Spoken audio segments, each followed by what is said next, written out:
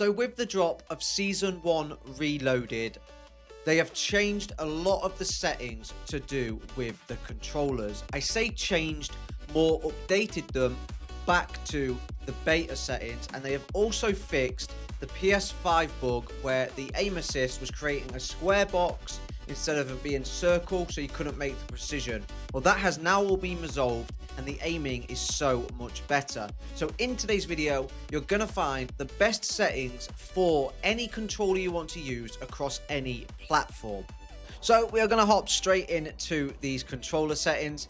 I am only going to show the controller settings in this video because the other settings haven't really changed. If you want to see them, go and check out my previous video and you'll be able to find everything you need. However, for updated controller settings, stay exactly where you are. First of all, obviously, enter your controller settings and you'll be met with this screen right here. Now, the first thing you want to do is scroll all the way to the bottom and you want to go to controller tuning. In here, you're going to be able to change things like dead zones, trigger dead zones, stuff that makes the game feel a lot more snappy. And there's a few little adjustments in here that I've not seen anybody else talk about, but it will make you move so much faster and also make your controller feel snappier. So the first thing you want to do is turn off vibration. I hate it. I don't like it. Some people love it. Some people hate it. It's a bit like Marmite. But yeah, turn it off. It personally will hinder your aim. I then put the vibration intensity all the way down to 0, just so that I know that it is fully off.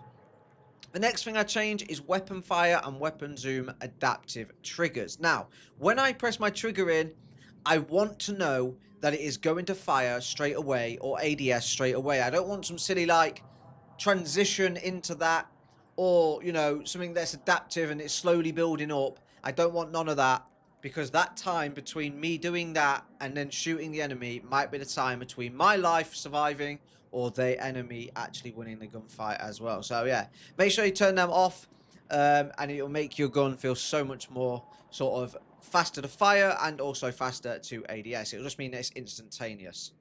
Next, we've got controller left stick dead zones. Now this stick right here is for controlling, that's my phone, it's for controlling where your player runs, or you know, which direction you run in, whether you sprint, etc. And this one is very important because there is a setting right here that will make the game feel so much smoother. I mean, you don't have to push this as far as you should. So the center dead zone, you want this as low as possible. Now, realistically, you'd want this on 0. However, I have stick drift in my left stick, meaning that if I put it any lower than 2, my character will start to move on their own, which is obviously you don't want. In things like Call of Duty, it used to be good because you used to get more sort of rotational aim assist. However, in Battlefield, it makes no odds because you don't get that rotational aim assist. So you want to set this as low as possible, but to the point where you don't have any movement in your joystick. Then the axial dead zone, set this one to 2. This one shouldn't make a difference. Again, you want it as low as possible, but I wouldn't go any lower than 2. And then the secret one I was talking about that no one's done about is this max input threshold. Basically, this will be set to 100, which means that to move your player forward, you'll have to push this stick as far forward as it will go for your player to start then moving forward. However, that to me feels so sluggish and horrible, where if you set this to around 60, which is what I put it on, you don't have to move the analog stick as far forward to actually get an input, which means that it's quicker. You imagine you're in a game right now, it's quicker to move forward because you don't have to move it as much in either direction to get an input out of that stick. So it makes the world of a difference. Trust me, give it a try. You will thank me later for how much sort of faster and snappier your game feels. Then the same again for the right stick. You want that center dead zone as low as possible. Again, I had stick drift, so I set this to 2. The axial dead zone, just set to 2 and you'll be good to go. Max input, because this is the one where you're going to be aiming left, right, up and down, you obviously want the maximum amount of movement out of that. So keep that on 100. And then again, the controller triggers, I've got these as low as possible. These won't go to 0, set them to 5, and the max input as well, set to 5. You don't need them to be adaptive. I've not found a weapon yet that it affects. So set them to 5 and 0, and you'll be golden. It'll mean that as soon as you press that trigger, as soon as you press that sort of button for an action, you will get that action show up. There is no delay between you pressing it and having to press it in so far. It is literally as soon as you click it, it pops up, or you fire or aim. And then what you want to do is you want to back out of that, and we will head on up to our infantry settings. Now, the aim infantry settings, they are a little bit different from last time, but a lot of this you will find is still the same. So the aim sensitivity, I personally run 50. I am thinking about boosting this up slightly, but I'm still yet to try it. But 50 has been working really well for me even after the update. Obviously that is off. I run a 110 field of view. This is basically how far your sort of vertical and horizontal field of view is going to be. So basically how far away from the sort of gun you are, so how much you can see left and right, up and down on your screen. Now, the further out you have this, the smaller targets will look. So if you're playing on a thing like controller, having it over 115 is probably going to cause you issues at long range with hitting those longer distance targets because they look like small dots on the screen. So set this to 110, give it a try. If you still think it's too close or even too far, adjust it to your liking. But I would stay in the range of somewhere of around 105 for the lower end and 115 for the higher end. Then vertical aim ratio 56, vertical zoom ratio 56. Both these want to be the same. Infantry aiming for the uniform aiming, turn that off. Basically, all this does is it sets a dynamic range for every single scope type, so the zoom type, and it will give them a certain percentage of sort of aim sensitivity per zoom. And it will stay the same. You do not want that because your zoom at 1 times to 10 times will feel so horrible. You will struggle to actually get that memory in, and you'll miss so many shots. Trust me. Turn this off, and we will change some settings a bit further down this list. These I haven't touched. They're just on 100. Aim input curves. I got this from somewhere else, and it just felt really good. So you want Battlefield 1, Battlefield 4, Battlefield 1, Battlefield 4, Battlefield 4, Battlefield 3, BFBC. Basically, on some of the consoles and PC, it looks slightly different. However, just make sure Battlefield 4 is in every single one of these because it has the better curve out of all of them. And then infantry aim, left and right acceleration. You want this on 20. If it's grayed out, I think you can change a few of these back to standard, back out, back in, change that to 20, and then change these to Battlefield 4, and you should be golden. None of this I have changed, apart from my double tap for crouch for slides, for sprint slide, I have turned off because I don't want to have to double tap before sliding. I just want to be able to tap it or hold it and then get that slide in. Zoom, I have actually changed my zoom to L1. I'll show you how to do that in a second. It's very simple. I simply do it because I like shooting with L1 and R1. I just always have. Some people obviously like the L2 and R2, like it default in every single FPS pretty much. But I always change it to L1, R1. I've just got so used to it.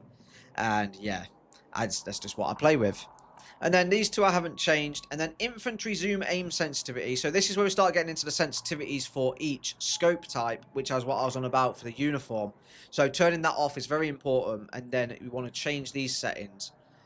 So infantry zoom aim sensitivity I've put on 95. I've turned it down from 100 because 100 feels too much. But 95 just ensures that it's still high, but it's not too low. So yeah, put that on 95. Zoom sensitivity smoothing, you want this off. You don't want like a sensitivity smooth. You just want it to be instant, snappy, straight onto your scope. So turn that off. And then, right, anything from a 1 to a 2 times scope, you want on 75. Now, what this will mean is that when you ADS down a scope that is 1 to 2 times, your aim sensitivity will now go to 75. And basically what this does is it slows it down quite significantly, but it means that you can be a lot smoother and a lot more precise with aiming. You're not going to be sort of juttering all over the place. And I'll put a little clip over the top of this so you'll see what I mean for when it's sort of slower. And yeah, it'll make you hit so many more shots. It's unreal, to be honest. So yeah, 75, and then anything from 2.5 to a 4 change to 80, and then anything from a 4, 5 to a 6 you want to leave on 100, but then your 8 and your 10 times you want to put on 110. Basically, this is for tracking targets at range. The further away the target is, if you try and track them, it'll seem like they're running faster than you can aim at them and sort of drag your scope across. So put this at 110 and this resolves that issue perfectly. I mean, these aiming settings are so much better than just leaving everything at 100 and then hoping that you sort of memorize in your mind what each scope feels like. So you basically get that like sort of awareness of what each scope feels like when you see. Now I don't know about you, but I don't tend to look sometimes if I pick a gun up off the floor what zoom scope it has until I'm aimed down sight, and by that time it's too late because I'm trying to aim. I'm moving too fast for one times or something daft like that. So yeah, this will just make it so that you can be more precise and more snappier at shooting. Parachute auto deploy I have on tethered only, and then none of this I've changed. Infantry gyro button, you just want that disabled. You don't need it. I'm not sure why that was enabled actually, but disable that. Disabled that. Disable your flick look. I've not seen many people actually utilizing this. I think it's pretty pointless. You can just flick on enemies anyway, and I've not really been in a situation where I need to be flicking around like crazy. So yeah, if you use it, fair play. If you don't want to use it, turn it off. And then for ground vehicles, this should all be the same. So I've got 40 for my aim sensitivity on this. 83, 80, 80. You want that on 177.8. And then the vertical aim input I've put on Battlefield 1, Battlefield 4. Same as the aim input curve. I'm not sure why that is standard. I'm not sure how you grade that out. But yeah, if that is on standard, it's not too much of an issue. And then I use Battlefield 1, 70, 100, 90. And then again, my gunner zoom and driver zoom is L1. That is just because I'm so used to aiming with that. But yeah, those should be L2 for you if you haven't changed them. And then yeah, that is everything there. And then you just want to check that all of this is the same as everything else that you've just set. It should be. Same for aircraft. Just run through the helicopter, gunner, and stuff like that to make sure that they are all the same. Now, as you can see, some of these actually say custom on them, and that is because, as I say, I've changed my L1 and L2 over, and my R1 and R2 over. To do that, you just want to go into here, and then you can simply scroll down, and anything that, first of all, says R1, change to R2, and then whatever says L1, change to L2, like these have been. And basically, you just want to scroll down the list and do the same for everything. So if it says L1, change it to L2. If it says R1, change it to R2, etc. And also reverse of that. If it says R2, change it to R1. And then if it says L2, change it to L1. Like here, look, where I've changed my fire to R1 and my zoom to L1. That is all I've done in the settings. I've not changed anything else. All I will mention, actually, is that if you are on a PS5 controller like I use, you will obviously have this D-pad here that is for swiping and things. It's a touchpad. You can actually set binds for the swipe. So you can set binds for left, right, up, and down swipes. And as you can see, I have my firing mode and scope zeroing set to my right-hand swipe. So if I swipe right on that little touchpad right there, it basically changes the firing mode of my gun. So yeah, that is another thing you can utilize, but that is the only one I've utilized at the moment. These say custom just because, again, I have changed the mapping of my fire. So I've put these to accelerate for R2 and brake for L2. And then I think that's all I've changed in here. Our driver zoom to L1. So again, I've just swapped to the L1 R2. You get the gist. And I've done that for pretty much all of these vehicles. So if you go down here, you'll be able to see that I've changed my throttle up and throttle down to L2 and R2 instead of L1, R1. and my fire to R1. This is just because I'm so used to firing with R1 and L1, and I just want everything to be universal. And then same as gunner as well. I'll just show you quickly. Fire and gunner zoom R1 and L1. So yeah, that is all that I've changed there, and that is pretty much all of the controller settings that you are going to need for sort of a better feeling game and a lot more snappier aim. And yeah, if this did help you, make sure you drop a like, and also massively appreciate it if you could drop a subscribe as well, as we are on the road to 1,000 subscribers. And yeah, without further ado, I hope you all enjoyed.